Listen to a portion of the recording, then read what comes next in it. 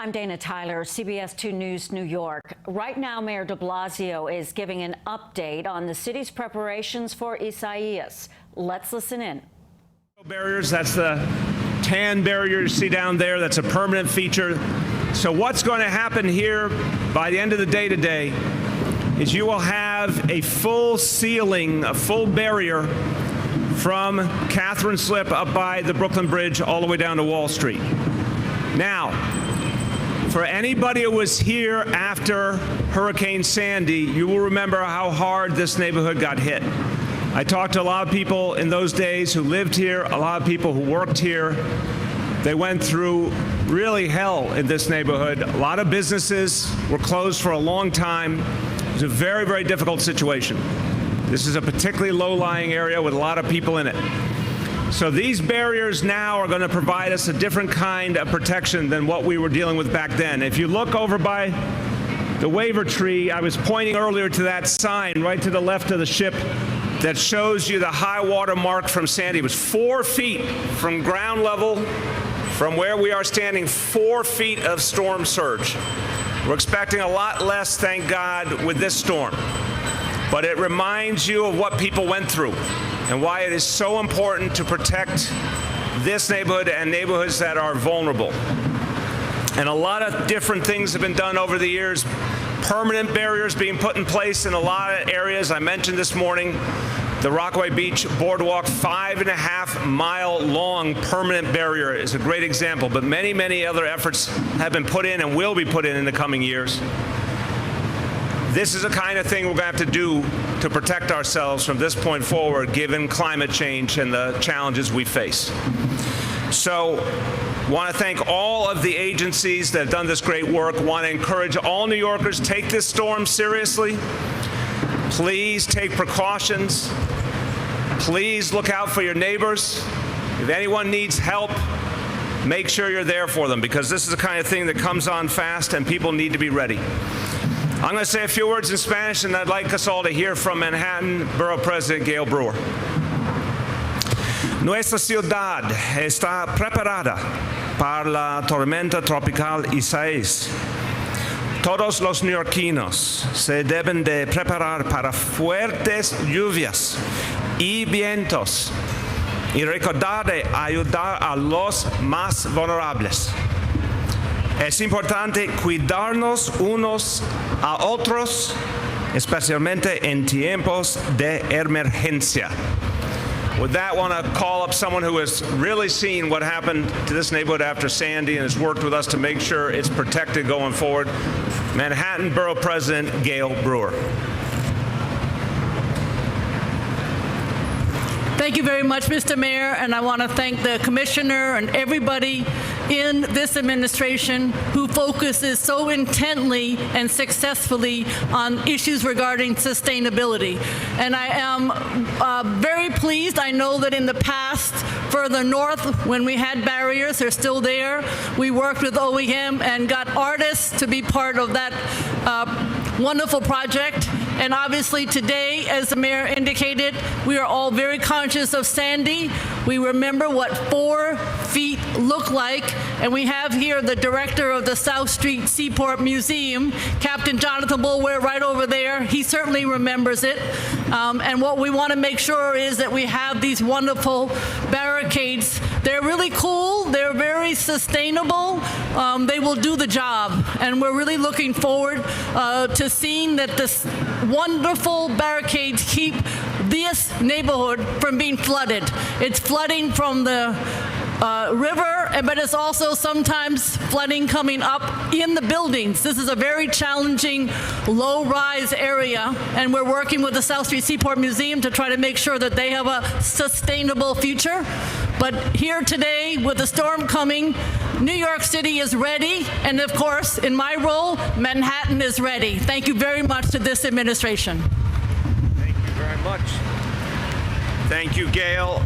And we're going to take some questions. I just want to say to Deanne and Janie, if there's any question, feel free to come up as you deem fit to answer. So questions about the storm coming on. Yeah. You've laid out some examples here of what's different than 8 years ago with Sandy, and you're laying out Tiger Dam. But specifically, how can we better prepare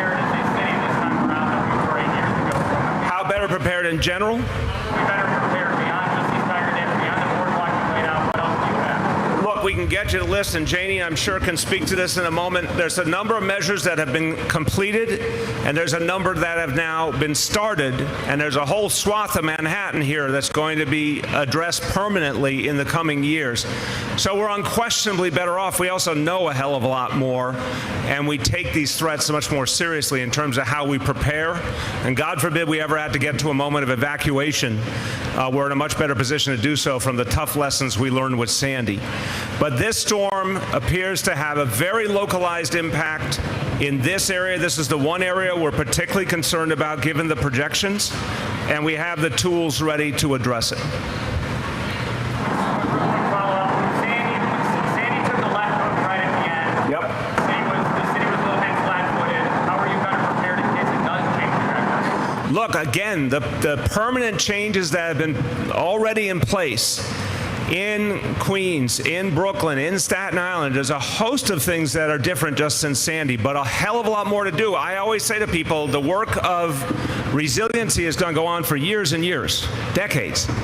We are unquestionably in better shape, but you're right, storms are unpredictable, so we do our best to prepare for what we know and then keep building from there. Janie, you want to talk about the extent of previous efforts to date and some of the things coming up? You know, as the mayor said, we have a number of coastal protection projects. I'm sorry, my name is Janie Blasio. I'm the director of the Mayor's Office of Resiliency.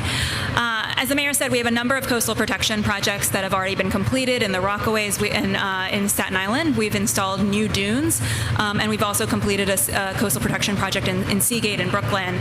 And this program that you were talking about today, Interim Flood Protection Measures Program, is just that. It's interim. And in many of the sites where we're installing these measures, there are permanent projects coming. We're actually breaking ground on East Side Coastal Resiliency and the Rockaway Reformulation Project this fall, and there are a number of other projects coming across the city that we're working to advance now.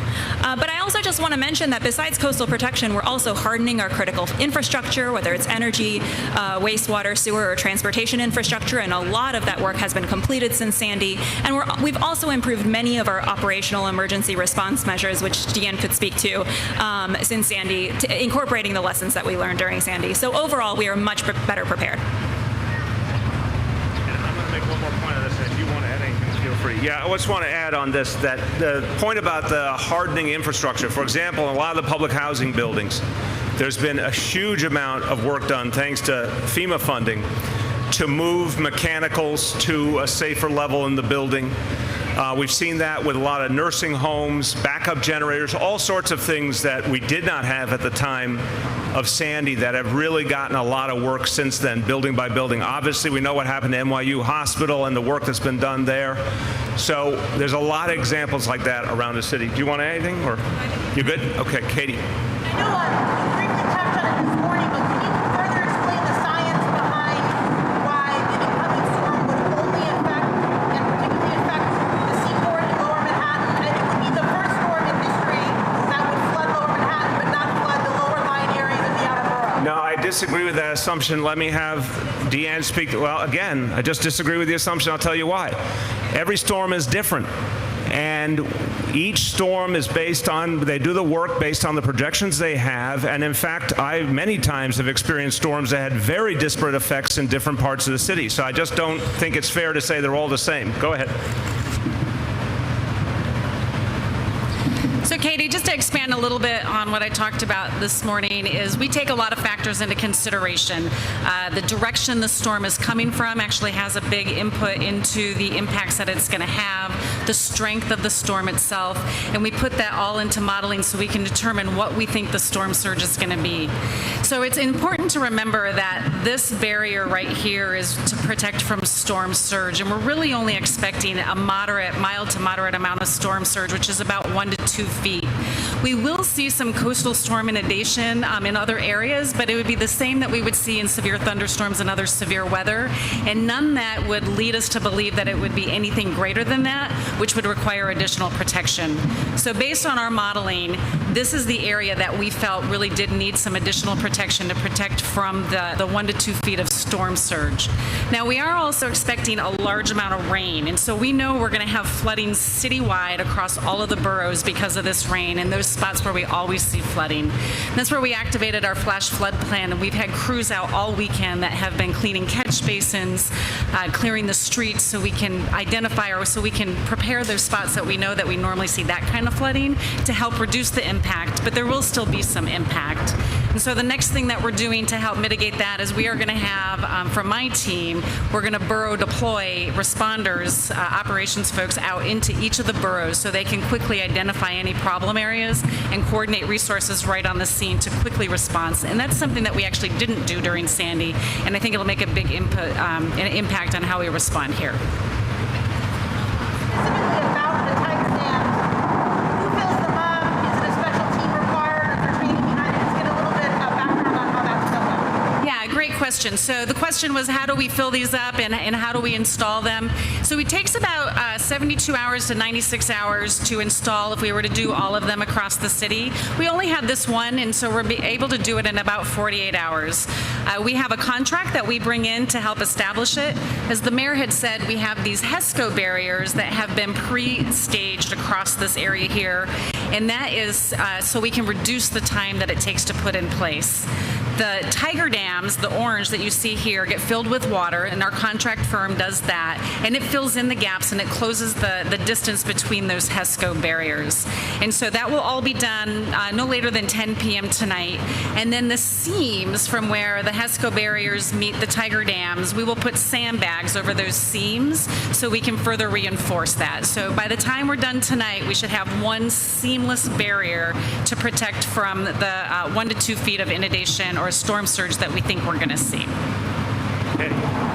All right, we can do one or two more. Go ahead. You gave an assessment this morning, and I was wondering if maybe the commissioner can answer this. You gave an assessment this morning of when it looked like, what kind of winds, at what time it was going to arrive, the anticipated arriving from. Can you just give us the latest in case it's changed? Yeah, things have speeded up a little bit, and let the commissioner review that, would you? Yeah, the question was, the timing of the storm, and it has sped up a little bit, not a ton. We do expect to see some rain still coming in this evening intermittently, but the large amount of the rain we expect to now see late tomorrow morning, where we originally thought we were going to see it maybe more into the afternoon. So we still expect to see about 2 to 4 inches of rain, with some areas across the city that could see up to 6 inches in periodic moments.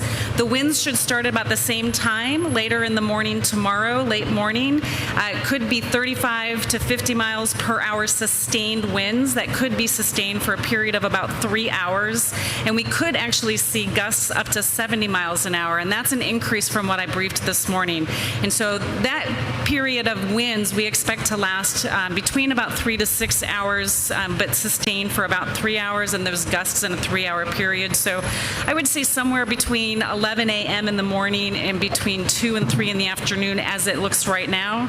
But this storm has changed in its intensity throughout the time that we've been watching this, and so we get another update this afternoon, and we'll be updating the mayor as to when we think the likelihood of the impacts we'll see. But right now, late morning tomorrow, where we see the majority. Okay.